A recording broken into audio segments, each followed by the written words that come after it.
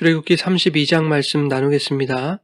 31장에서는 하나님이 회막을 만들 기술자들을 부르시고 또 안식일 계명을 다시 한번 상기시키시는 그런 장면이었습니다. 그리고 하나님은 드디어 시내산 위에서 모세에게 이르시기를 다 마치시고 모세에게 증거판 둘을 주시는 것으로 31장이 마무리되고 있습니다. 32장은 그 유명한 금송아지를 만드는 사건입니다. 1절 이렇게 말씀하죠.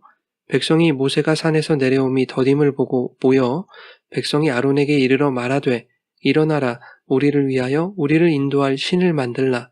이 모세 곧 우리를 애굽 땅에서 인도하여 낸 사람은 어찌 되었는지 알지 못함이니라. 이스라엘 백성은 모세를 지칭하여 우리를 애굽에서 인도하여 낸 사람이다 라고 말하고 있습니다. 사실 그들을 애굽에서 인도하신 분은 여호와 하나님이셨죠. 그러나 이스라엘 백성은 하나님의 구원의 은혜와 또 기적들을 수없이 경험했으면서도 여전히 눈에 보이는 한 사람, 그 모세에게 의존하고 있었던 것입니다. 그러니 산에 올라간 모세가 내려오지 않자 두려웠던 것이죠. 이내 아론에게 자신들을 위하여 신을 만들어 달라고 백성들은 요구하게 됩니다. 눈에 보이지 않는 신이 아니라 자신들의 눈앞에 두고 언제나 볼 수 있는 그러한 신을 만들기 원했던 것입니다. 아론은 백성들에게 귀에서 금고리를 빼어 가져오게 합니다. 그 금고리들을 모아서 조각칼로 새기고 그렇게 해서 송아지 형상을 만듭니다. 십계명에서는 너희를 위하여 새긴 우상을 만들지 말라라고 하셨는데 아론도 백성들과 마찬가지로 보이지 않는 하나님보다는 눈에 보이는 현상을 더 의식했던 것 같습니다. 또한 수많은 백성들의 요구를 거절했을 때 일어나게 될 결과에 대한 두려움도 작용했던 것 같습니다. 아론이 만든 금송아지 우상을 보고 백성들이 이렇게 말합니다. 4절 말씀에 이렇게 돼 있죠.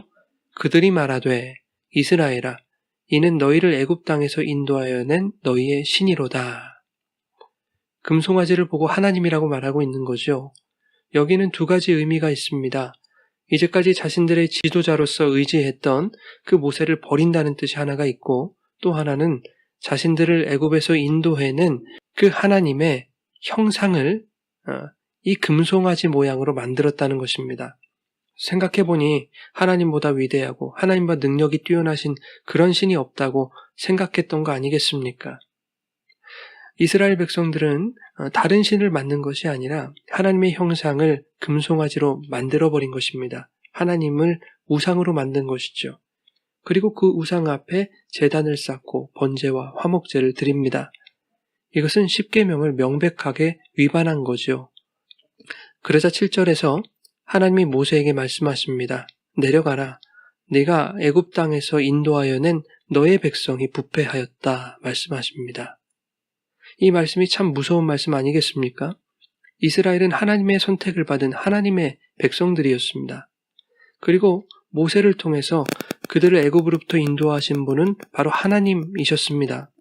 그런데 우상을 만들고 우상에게 제사하는 그러한 죄를 범한 자들에게 대하여 하나님 말씀하시는 거죠. 그러한 너희들은 내 백성 아니라는 것입니다. 하나님이 이스라엘 백성에게 진노하시고 그들을 멸하시려고 하시자 모세가 중재에 나섭니다. 하나님, 당신이 진노하셔서 백성들을 멸하시면 애굽 사람들이 뭐라고 말하겠습니까? 여호와가 자기 백성을 산에서 죽이고 지면에서 진멸하려는 악한 의도를 가지고 인도해내었다라고 그렇게 조롱하지 않겠습니까? 그러자 14절에 여호와께서 뜻을 돌이키셨다.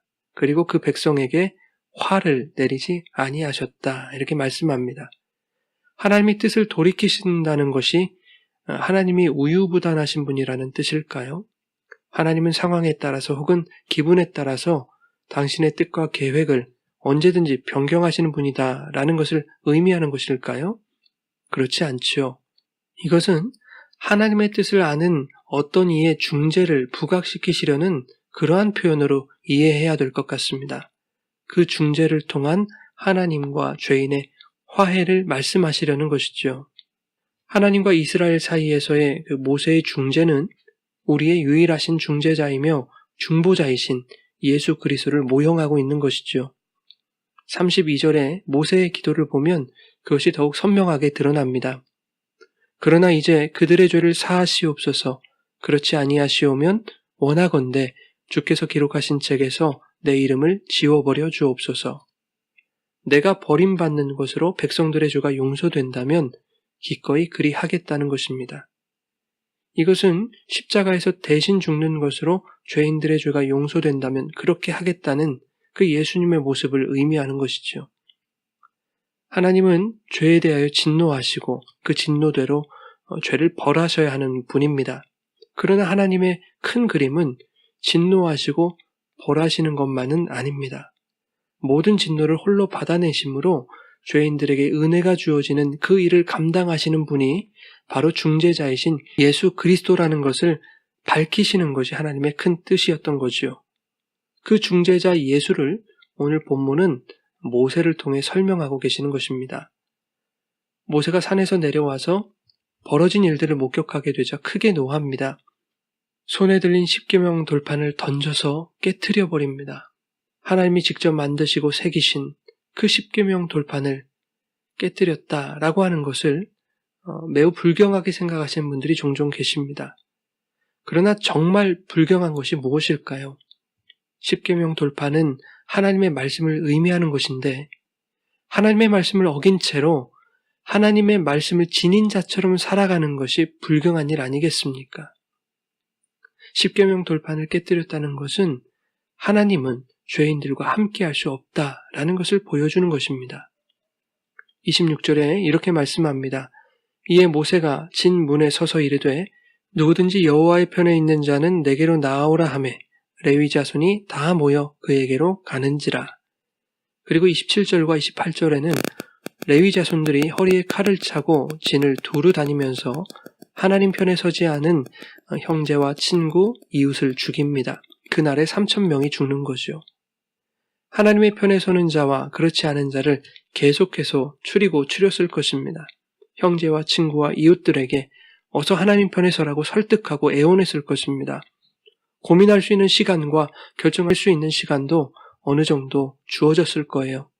그러나 끝까지 설득당하지 않고 하나님의 반대편에 서는 자들이 있더라는 것입니다.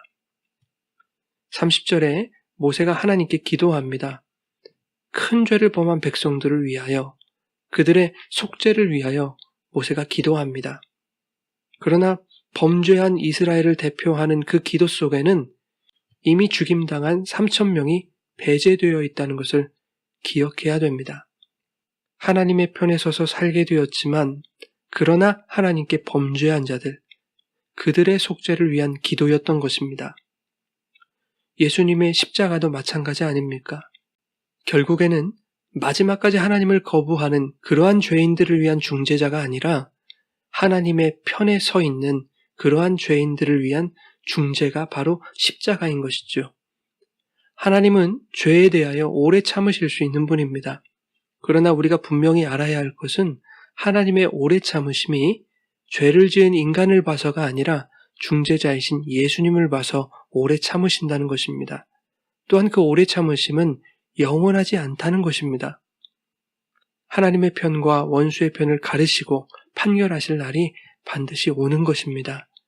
많은 성도들이 착각하는 것이 있습니다. 한번 예수 믿으면 내 삶이 어떠한들 구원은 따놓은 당상이다 라고 생각하는 것이 그것입니다. 그러나 하나님은 예수를 믿는 성도들의 삶의 모든 순간순간 속에서 그들이 하나님의 편에 서기를 원하십니다. 왜냐하면 하나님의 구원은 하나님 편에 서 있는 그러한 죄인들에게 허락되는 것이기 때문입니다. 예수 그리스도의 십자가는 이 땅에서의 삶과는 전혀 관계없이 죽었을 때 보장받는 그러한 생명보험이 아닌 것입니다. 오히려 십자가는 우리 인생의 한가운데 서 있습니다. 성도가 하나님 편에 서서 세상을 사랑할 때 성도에게 가해질 손해와 고통이 십자가이고 그 십자가에는 예수만 달리신 것이 아니라 예수와 함께 성도도 달려있는 것입니다. 성도의 삶 속에 하나님 편에 서야 할 것인가 아니면 세상 편에 서야 할 것인가 하는 수많은 선택의 기로가 있습니다. 그때 성도가 세상의 편에 서게 된다면 그것이 아무리 사소한 일일지라도 그 순간 그는 죽임을 당한 3,000명과 같은 돌아올 수 없는 사망을 경험하는 것과 같은 것입니다. 하나님은 오래 참으십니다. 그러나 영원하지는 않습니다. 매 선택의 순간들에 하나님의 편에 설 수 있도록 예수와 함께 십자가 지는 삶을 살아갈 수 있도록 그 일을 도우시고 가능케 하시는 성령을 구하시는 모든 분들 되시기를 주님의 이름으로 축원합니다.